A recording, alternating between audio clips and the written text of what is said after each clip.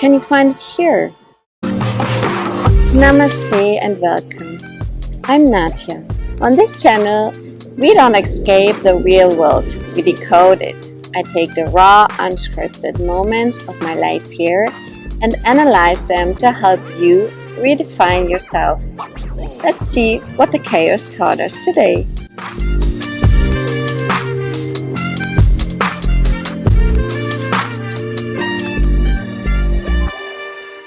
Namaste, hello again, welcome back to me, myself, and I as in India.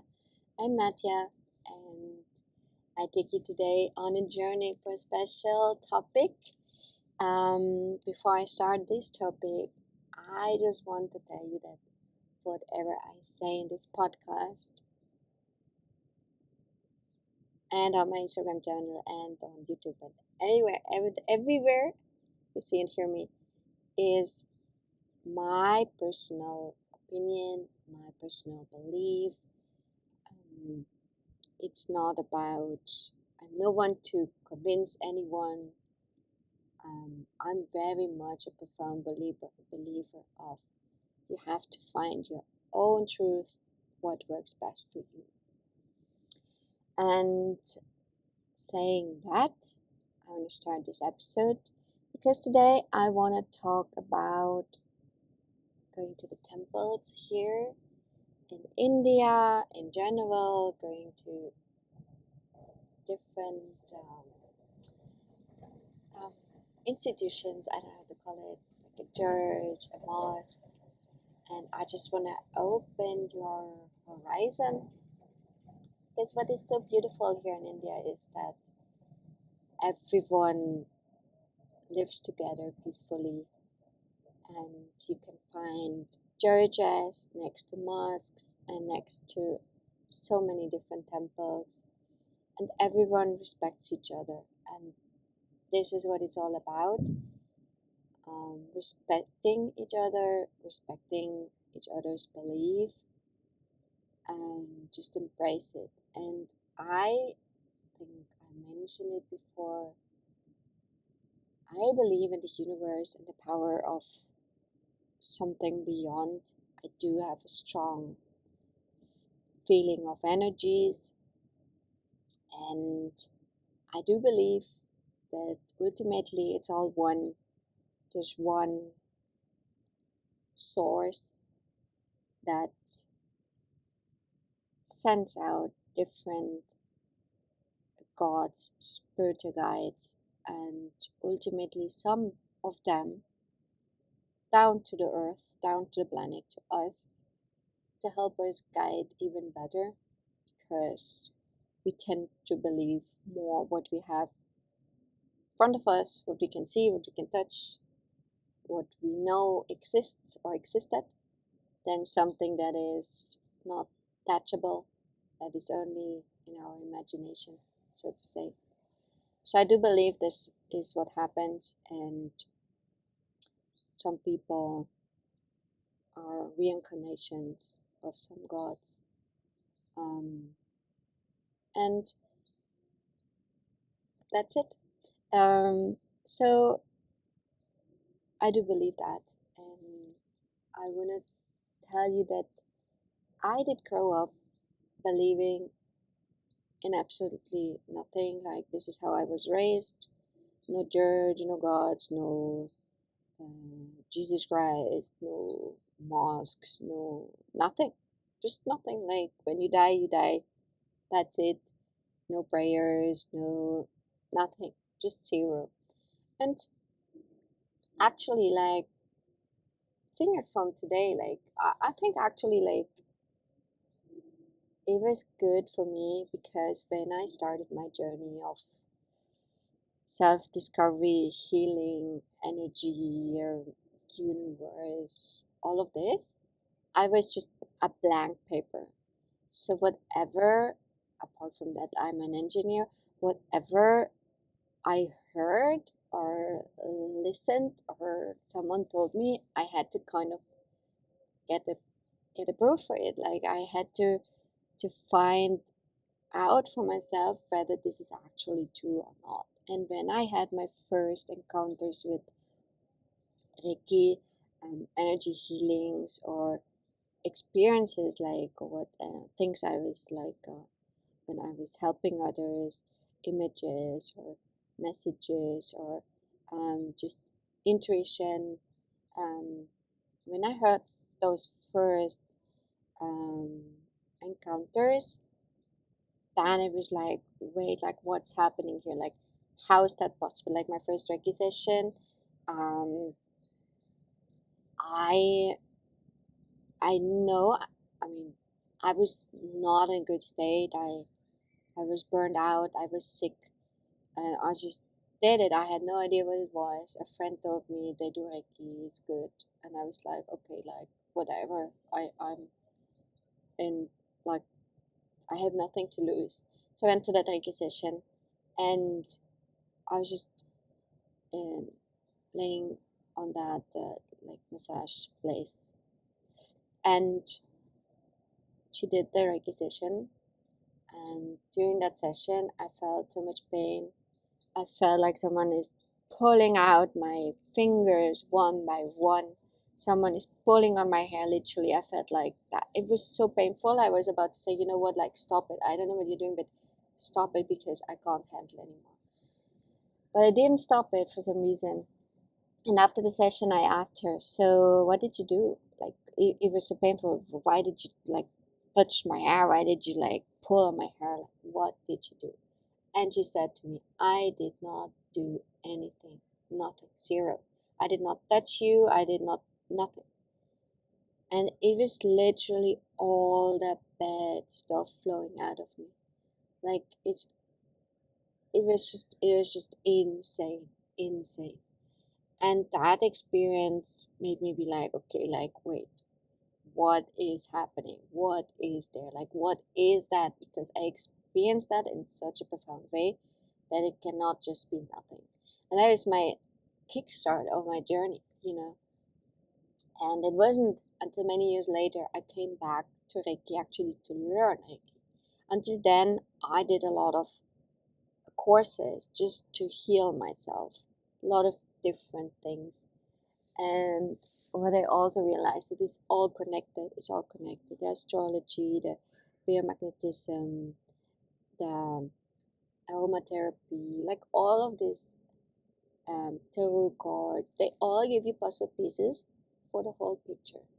And I do believe we all have a certain connectivity to more one or the other. Like I feel super good with Reiki, and I love to give remote Reiki sessions to people. I just love it. It's so powerful.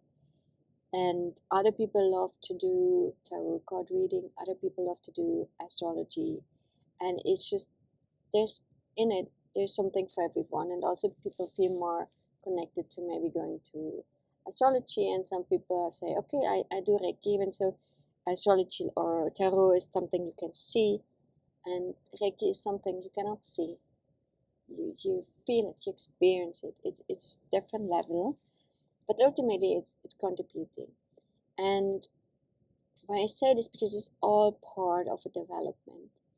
Once you enter this journey, once you open up your intuition, your everything gets more developed. You get more sensitive, and I do believe it's possible for everyone. It's not like, are you special or you're special? No, it is possible for everyone, but obviously everyone also has a different journey. Not everyone can become a spirit teacher. Not everyone is going to be, it's like in the real world, like in the normal world, like not everyone can become a judge or a doctor. We have to have judges and doctors and uh, cooks and moms and dads and like hairdressers. Like we have different kinds of professions, and I think the same is in the, let's say, more spiritual world also.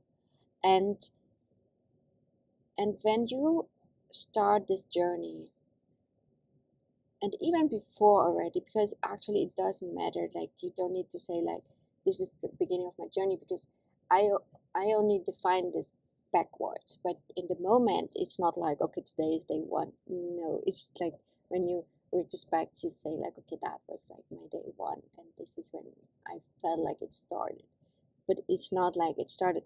I think, or what I was told, is that it actually starts since like when you're born. Like it's like it is your mission, and that's your mission. And sometimes like the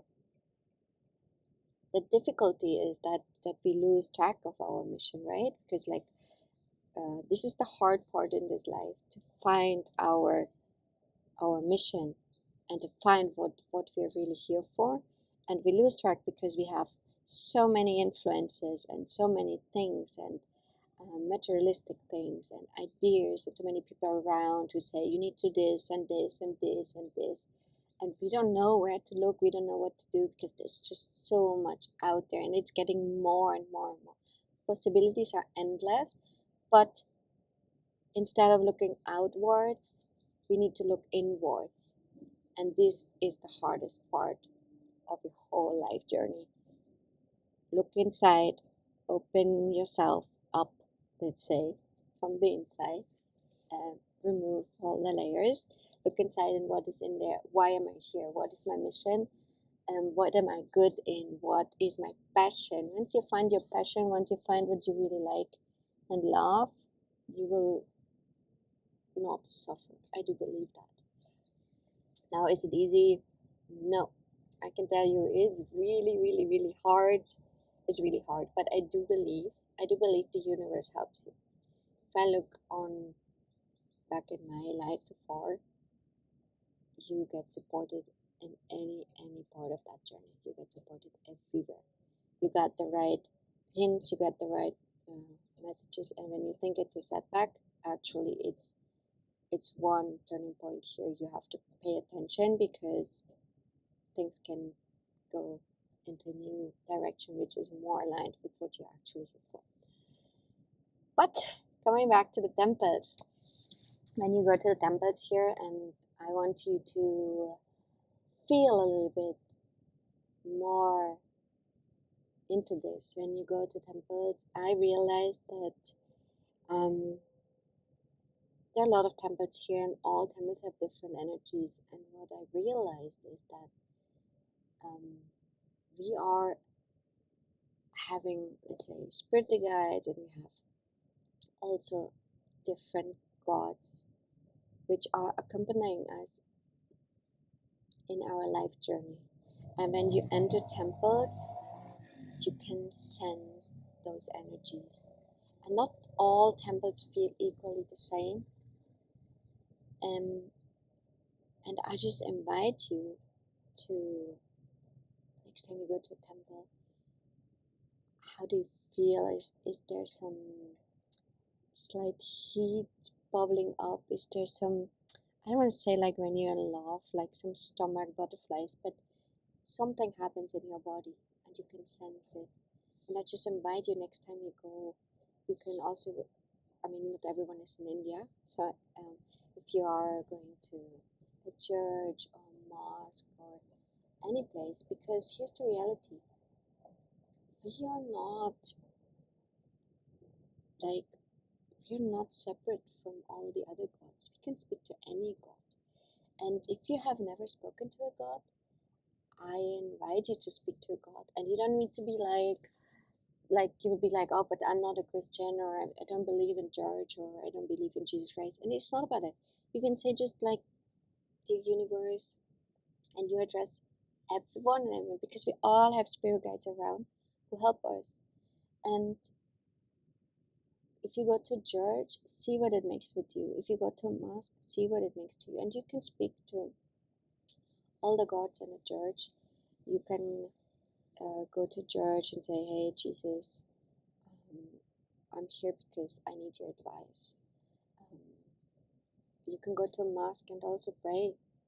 And I do that. I speak to all of the gods because, hey, this is a superpower. I mean, imagine you can talk to the whole wisdom of the universe. You can get advices from all of them.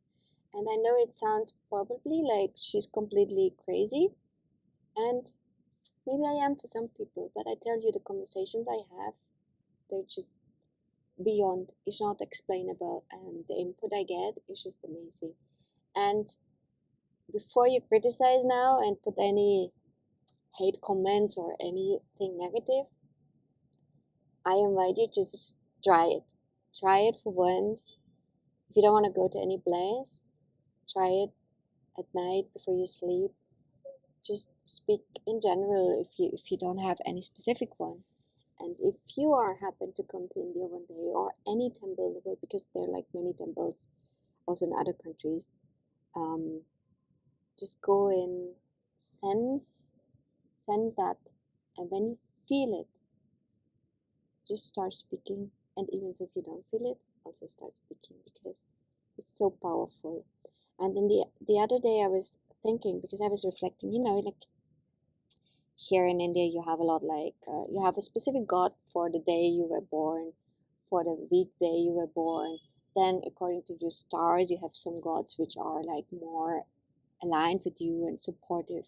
So you have a whole army of superpower. You have like a multi god superpower around you, and that is amazing.